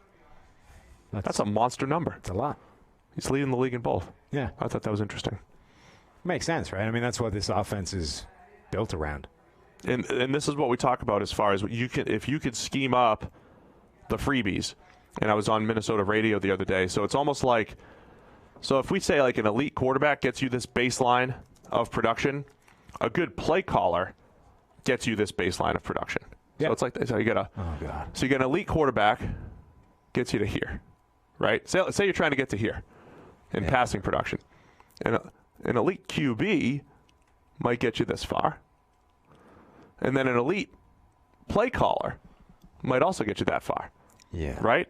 And then you take the play caller, Andy Reid, and you stack him onto Mahomes, and then you're here already. You're already starting in a great spot. For anybody listening, and then this is the playmakers. Steve has graduated from drawing terrible pie charts to drawing terrible stacked bar graph charts. Yeah. Yeah. So this is the play calling in Minnesota. So you're basically working your way through the Excel charts. Yeah. The suggested ones. So this is your baseline of production. You can get it from the quarterback. You can get it from the play caller. Yeah. Minnesota's getting it from the play caller. Okay. Got all that? Huh. Yeah. They're getting it from screens, from play action. Let's delete this nonsense. Yeah. Or just never draw in the first place. Did that make your point? Did that make a point, though? I mean, it made a point. So they're doing a good job of creating some free yardage for Kirk. Yes. Consequently, Kirk looks relatively good this season. Yeah. And again, that's not to take anything away from he's made more good throws than bad throws since week 2. He's done a really nice job on those bootlegs and on regular passing plays. You can't run a bootleg every single time. But the Vikings are doing a nice job of creating passing offense. They are, yeah. And then Dalvin Cook's run the ball really well. And they're doing it without Adam Thielen, who's been down with a hamstring for the past couple of weeks. Obviously Kyle Rudolph had a big game last week. They've had Irv Smith step up at times. Irv's been a great compliment to Rudolph. He has, yeah. I mean, there are multiple different ways of going beyond your first couple of targets, right? The Vikings are a team that wants to try and use multiple tight ends as much as possible. We talked about Cleveland potentially using multiple running backs. And there are obviously the teams that rely on the slot receiver a ton. There's a bunch of different ways of skinning the same cat, Steve. I think when you look at the Irv Smith pick in the second round, it was a perfect example of we're going to get this second-round tight end, and we know exactly how he's going to fit into our offense. We're going to re-sign Kyle Rudolph. He's going to be the big inline tight end. Irv Smith's going to be more the move guy, create a little bit out of the slot. He's going to catch a lot of those bootlegs in the flat and create after the catch. From a team-building standpoint, I mean, I think that's a really nice job of creating value out of a second-round tight end, knowing how you're going to use him, knowing where his skill set fits in, and then executing that. So that's been good for them. I still like the Vikings in this game, trap game or not. I mean, same. Though it really wouldn't shock me if they lost it. real quick, how worried are you about Minnesota's defense going forward? It depends. So I think the defense is good. It's not great. I think it's been that way most of the time that Zimmer's been there. He's like caught lightning in a bottle. Would you say Zimmer gets you to like a baseline of good? Yeah. I think he basically caught lightning in a bottle one year. The defense was amazing. Every other year he'll get you to good, probably not great. We've talked all year long. They have problems at cornerback. They don't have anyone that's particularly good there. Trey Wayne's maybe their best corner. He's been out. Even Trey Wayne's is pretty flawed, Like, the guy is reasonable. He can't cover people like Tyreek Hill. Now, you can argue who can, fair enough, but he really can. Xavier Rhodes has not been the same player he was earlier in his career. I think injuries have caught up with him. It doesn't look the same guy. Mike Hughes, I think there's a lot to work with there, but he's young. He's coming off these knee injuries. He's working his way back. Holton Hill has been surprisingly good when he's been on the field, but he's like 5 minutes away from his next suspension, which will like remove him from the field for a year if he gets that one. So I don't know. And Mackenzie Alexander has turned into like a reasonable slot corner who they don't trust that much. And, ultimately, I think they also think Mike Hughes is a slot guy. So ultimately, I don't know that Mackenzie Alexander has a space on the roster beyond like the fifth corner. So, ultimately, you're just in a situation where, if you have top-level receivers, they're going to struggle to cover them because none of those guys can really get it done. And honestly, I think it might be a bigger problem going forward than it is right now. Like, they need guys like Mike Hughes to really become something good for this thing to be viable down the line. They could use a guy like Holton Hill getting his head straight. But right now, it's a case of, all right, when we run up against the Dallas that has Amari Cooper, Michael Gallup, Randall Cobb that we can't forget about, they are vulnerable to getting, ripped to pieces. It's a lot of what ifs. Yeah. The good news is they have one of the best pass rushes in the NFL. Like Donnell Hunter and Everson Griffin, I think, are number 1 and 2 or 1 and 3 in terms of total pressures this season. They're arguably both having career years at the same time. That's helpful. Like, that will cover a lot of problems in the secondary, but the problems remain. All right. Fair assessment of the Vikings. Arizona Cardinals at the San Francisco 49ers. They just played like 2 weeks ago. Yeah, they're back playing again. I hate those quick turnarounds. It does kind of, it feels a little weird, right? That this game just happened. I already know how it went. I don't really need to see the bounce back game 2 weeks later. They don't always end up the same way, though. Come on. I know, but it's like, just put some distance between it. Well, whatever. Kyler against the Niners defense, always a fun watch now. Mm-hmm. Yes. The other thing I'm really interested in is the Russian pencil snap watch. Yes, of course. Andy. Yeah. For anyone that wasn't listening, way back when, Andy Isabella is the Russian pencil. And the reason for that is that Andy Isabella had a tendency, particularly from the slot, to run routes in a dramatically more complex fashion than is necessary to just get the hell open, right? So when he's like running a 5-yard out, there would be like 4 different fakes in there before he eventually made a cut out and was just open anyway, because that's what that does. That was analogous to the Russian pencil story, which I'm pretty sure is apocryphal, but whatever. The NASA spent all these millions of dollars creating a pen that would write underwater in 0G, upside down, in space, all this kind of stuff. The Russians used a pencil. So they went, far more complicated than is necessary, just like Andy Isabella. Anyway, Isabella has 2 really big plays this season, but his snap counts have been going up. So last week was by far the highest snap count of his season, 26 of 67 possible offensive snaps. The highest total before that had been 12. He'd hit 12 twice, 10 another time.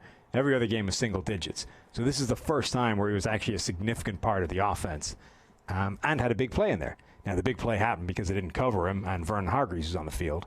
So, That's not going to happen this week. Right, but twice we've seen him essentially, when he's been given the ball in his hands, he's got the speed and the skill to make something pretty big happen. Yeah.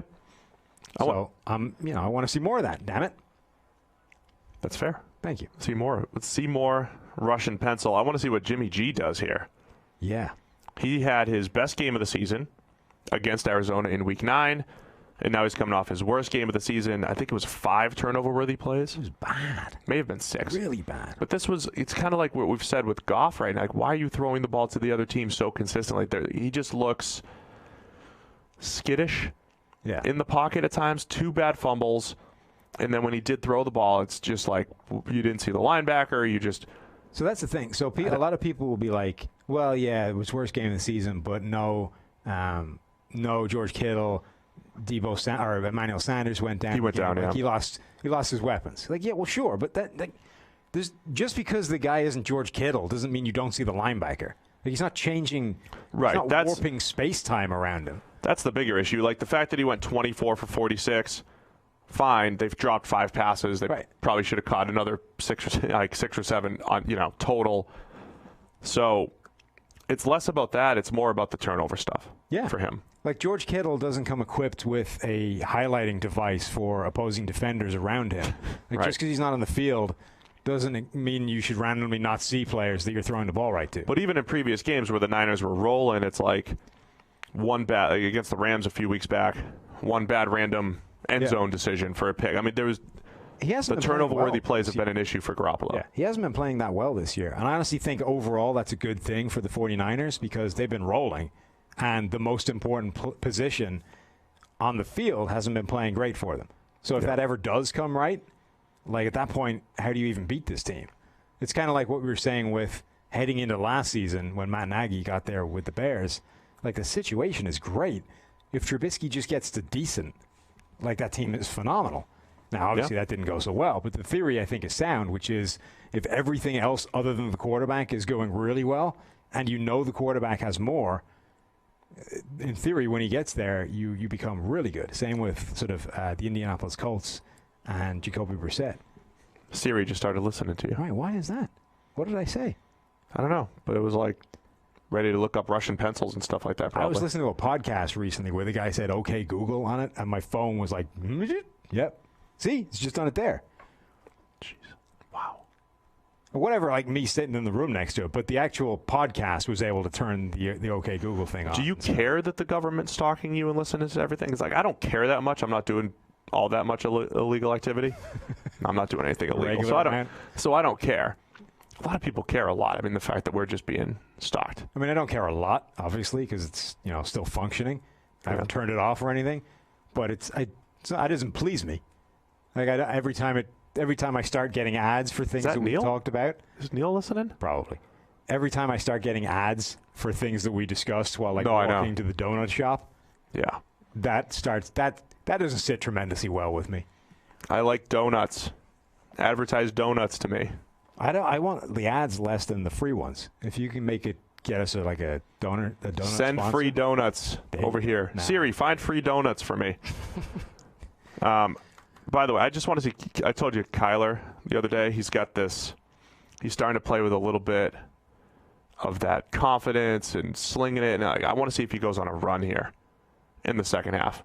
I'm not saying they're going to win a ton of games or any of that. I just want to see if he just gets more and more comfortable over the second half of the season. Another tough challenge, though, against this Niners defense, their pass rush. By the way, Nick Bosa, the number 2 graded edge defender in all of looks incredible. The NFL right now. Do you have those numbers handy about the transition that this Cardinals offense has undertaken from the 10 personnel that everybody, we always talked about at the start that this. Whatever I texted to you. This team is going to have, it plays 10 personnel. That's what it runs. It's way more than anybody else. Now, it's still way more than anybody else, but they have transitioned from a 10 personnel, which is 1 back, 0 tight ends, 4 wide receivers, to more of something else. Do you know half of my tweets from you on a Sunday are just you yelling out Higgins? Yeah. All the guys of mine that make plays. So they used 10 personnel 168 times the first 4 weeks. Mm-hmm. 168 times in 4 weeks. That's a lot. And then going into last week, they'd only used it 65 times since. So I didn't update the numbers. But the point was, yes, a complete shift on offense. It was a lot more 11 personnel since that point, using a lot more tight ends. And, I think, Kyler's numbers have been better since that point. I think the offense has looked cleaner since that point. Remember, my early analysis, it looks like they were just like running air raid plays instead of running an offense that builds off of each other. Yeah. And now it's just running a little bit smoother, I think, in Arizona. So I think this will be a sneaky good game, too, even though it's in San Francisco. Really? I think these division games are going to be pretty good this week. Division games are always funky that way. Yeah. But I still think the 49ers win this pretty handily. You know what? So Cincinnati Bengals at the Oakland Raiders. I'm taking the Niners, too. Same. Bengals at Raiders. We're all starting to buy into the Raiders. All of us? Like, people are starting, like, George is like, man, I'm ready to jump on this. Well, he's like crowning Gruden Coach of the Year or something. He's not crowning him. He's going to be, like, ready in Week 16. Like, there's some things that he's anticipating will happen where we're going to look back and be like, wow, John's actually done a really good job. Huh. My general Raiders take, though, this is the team from what they should have been last year. Plus, they're playing a last-place schedule, right? And, they got Carr playing a little bit better. And that's what they are. But is this the game, like, all right, we got expectations for the Raiders. They're going to kill the Bengals, and it's actually going to be a good game? No. Raiders roll here? Yeah. Okay. This is apparently only the third time in the last 15 years that they have been favored by double-digit points heading into a game. Third time in 15 years. Yeah. I think it was Rick that said that. What was 15 years ago? Where are we now? 2019. 04? Yeah. So which one of their teams would have been favored by that much? Maybe 2016? I don't know. When they were good against 2016 probably, yeah. Against like a bad Osweiler-led Texans now because they played in the playoffs. I'm not going to try to remember what the other games Let's not try and reverse engineer this. Let's just accept probably when Bruce was at QB. Definitely. That's exactly what it was. What's intriguing to me is that everybody's so excited about this team. I don't think they've won a game by more than a touchdown yet, have they? I mean, you have the schedule. You're looking at it. I know, but I'm really bad at math on the fly while I'm talking. So I don't think they've won a game yet by more than – these are preseason games. Those are preseason. So that's 8 points, still a one score. Beat the Colts by 7. I don't think they've won a game by more than one score is what I'm saying. Lost to the Texans. Beat the Lions. Yeah. So as much as we're all like – 10.5-point favorites this week. They literally haven't done that yet this season, despite winning games and everybody, saying, hey, they can win the division. It's be closer than you think. Well, it could be, yeah. I just generally, there's a lot of love heading towards the Raiders right now, towards Gruden, towards, hey, this team's really good. They're cooking. They could be winning the division. They haven't won a game yet by more than a score. This is the beauty of the NFL, though, right? I think this is the team they should have been last year. Yeah. A 6 to 9 win team, right? Where the difference between those few games is a few points.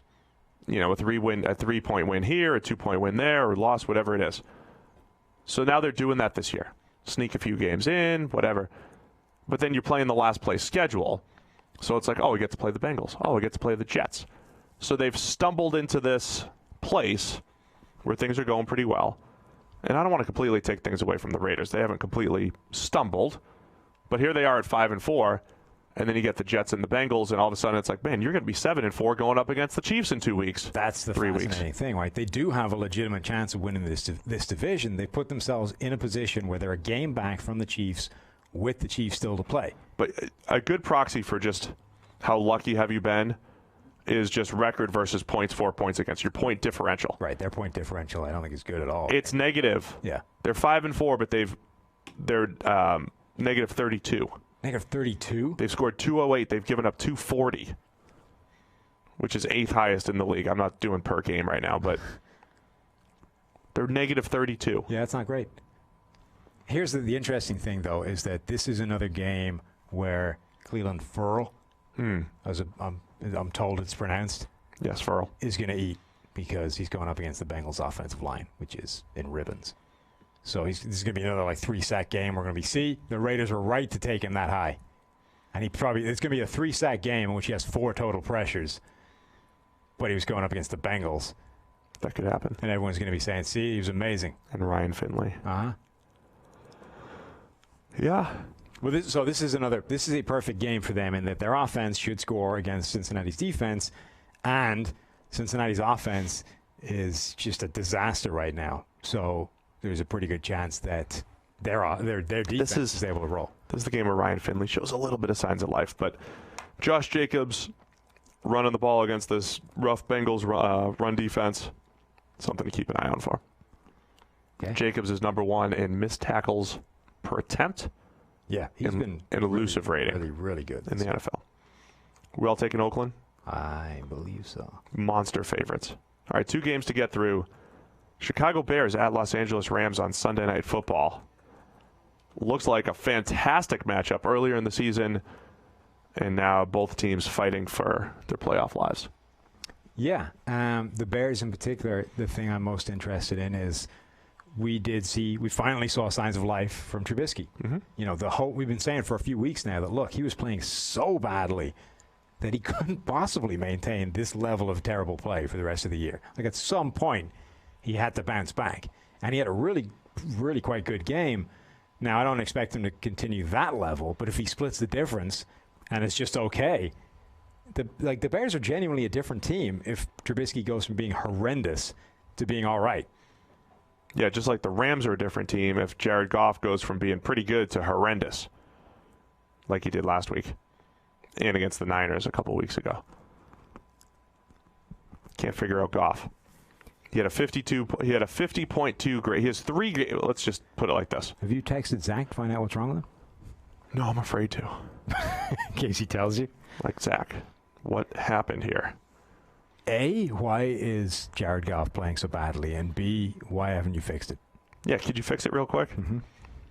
He has 3 games under, let's say 60 and under PFF grade, because he was a 60 week 1 against Carolina, 57.8 against Tampa Bay, in a game that he threw for 500 yards, by the way, because he had all those turnover-worthy plays. That was the best game Chris Sims has ever seen from him. 50.2 grade against San Francisco when he threw for 78. I'm gonna create a stat that has to be real in a second. And then he had a 56.8 last week against Pittsburgh. This is a made-up stat that has to be real. There's definitely never been a quarterback that's had a bigger disparity in the most yards that they've thrown in a game and the fewest yards that they've thrown in a game, assuming that they started and finished the game. He had 517 against Tampa Bay and 78 against the Niners. That almost certainly has to be a record. Right? What's that, like 440-yard difference or whatever it is? I mean, there aren't that many people that are even capable of splitting that difference just in terms of the top end. That's awesome, isn't it? Yeah. He threw for 517 and then 2 weeks later came back and threw 78. That's, remarkable. So, yeah, Goff, earlier in the year it was easier to defend because, hey, they weren't running the ball. It's a little ugly. He's missing more throws than he should, but they're still putting up a ton of points. But they scored 3 against San Francisco, 3 against Pittsburgh offensively. You take away the defensive stuff, and that's really concerning. I mean, he has been his grades haven't been all over the place. They have, a little bit, but like his statistical output's been just really all over the place. Yeah, it is interesting watching him because, again, a lot like Jimmy Garoppolo, they're just making weird decisions. Like last year, we reached a point where he'd stopped making the bad plays and was adding legitimate value over and above what the offense was scheming up for him, which was significant. Yeah. Like Jared Goff, even last year, was more a product of his offensive system than most quarterbacks in the NFL. But he was adding a layer of value on top of that. So you think the Vikings It's almost like a you think stacked bar chart. Stop it now. You think the Vikings, you think the Chiefs game, like there were plays out there where he was adding a layer of value on top of the scheme, which was getting him to that ridiculous level already. This year, the offense is struggling more, but he's not only is he not necessarily adding a ton of the value add plays, but now he's making these just bad decisions that are putting the ball in harm's way more often than he should be. And I don't understand what the reason for that is, beyond the fact that everything in this offense is not functioning as well as it used to.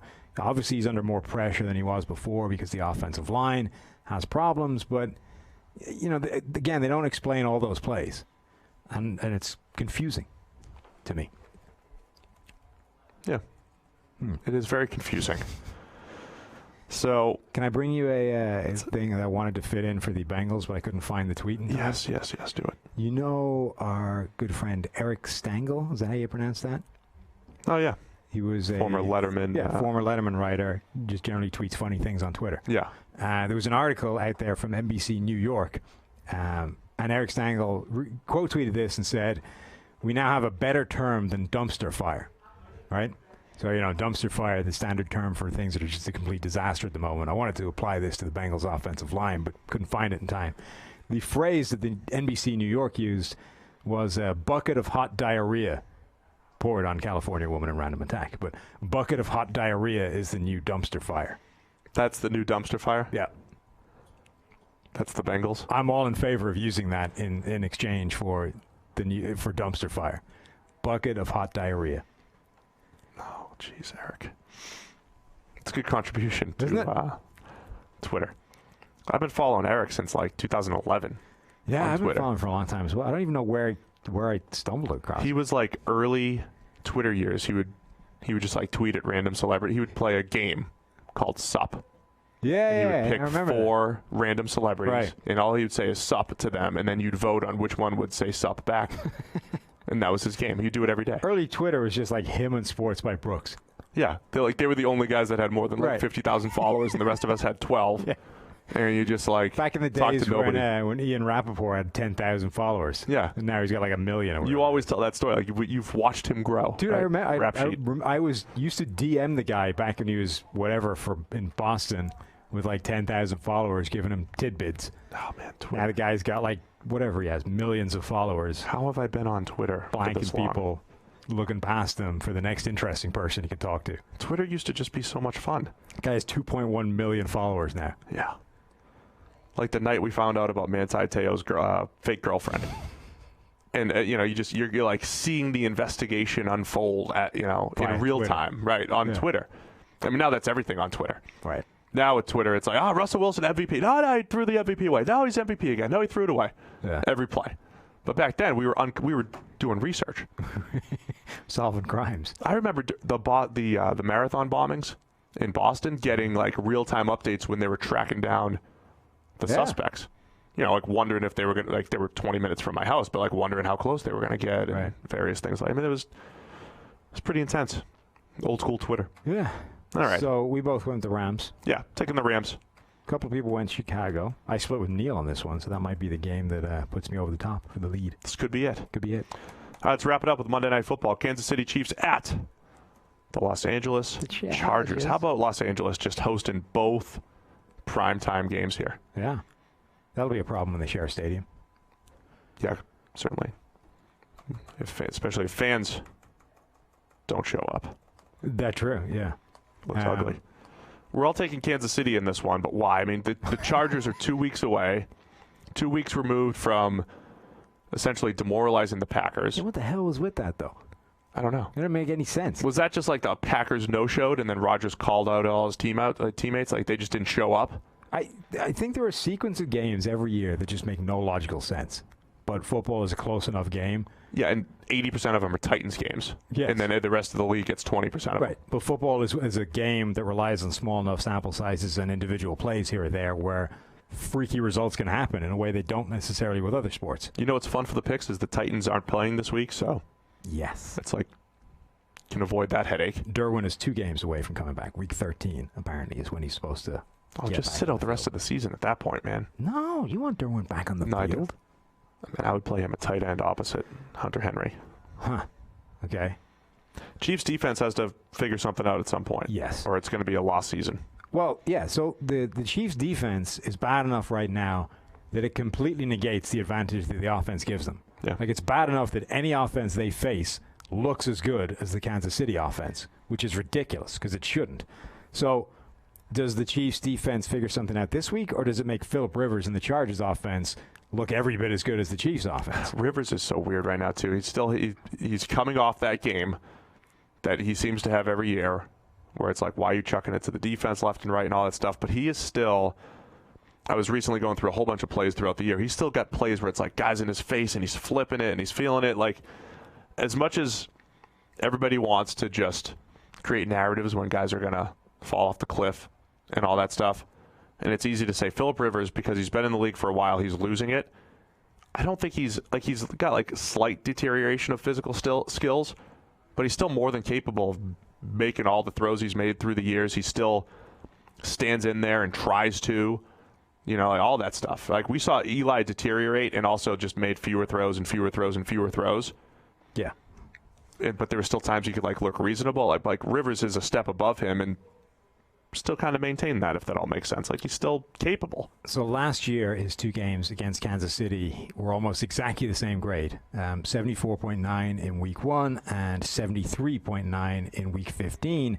His stats were really good. 424 yards in the first game, 300 plus in the second game, both over 8 yards per attempt. But they were basically 2 reasonably average games for Rivers.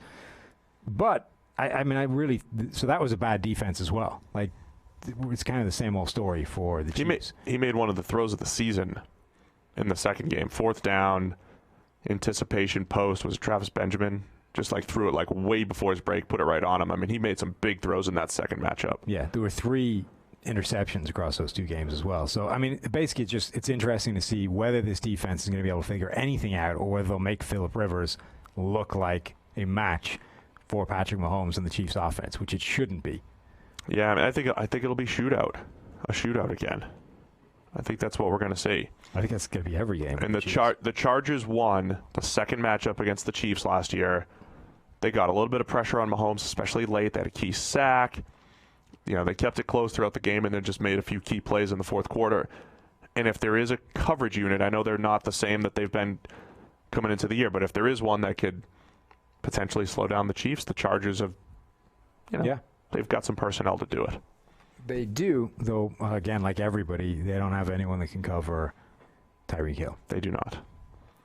But, division game, see where it lands. Mm-hmm. I am picking Kansas City, as is everybody. I am too. Chargers are only 18th in coverage this year, but it's again, I'm saying they're high-end stuff. Capable. They've definitely got the ability to get better than that. They just haven't been yet. Mahomes was pretty awesome last week. Still left a couple. I feel like he's got, I know he threw for 400. He still has a monster game in him somewhere that he hasn't played yet. He's the guy that, so because he makes all the spectacular plays, I think everybody overlooks the stuff that's manufactured for him. Yeah. So it's almost like he gets you to a baseline, and then you get Andy Reid's play calling, and right there you're at Pro Bowl level. What?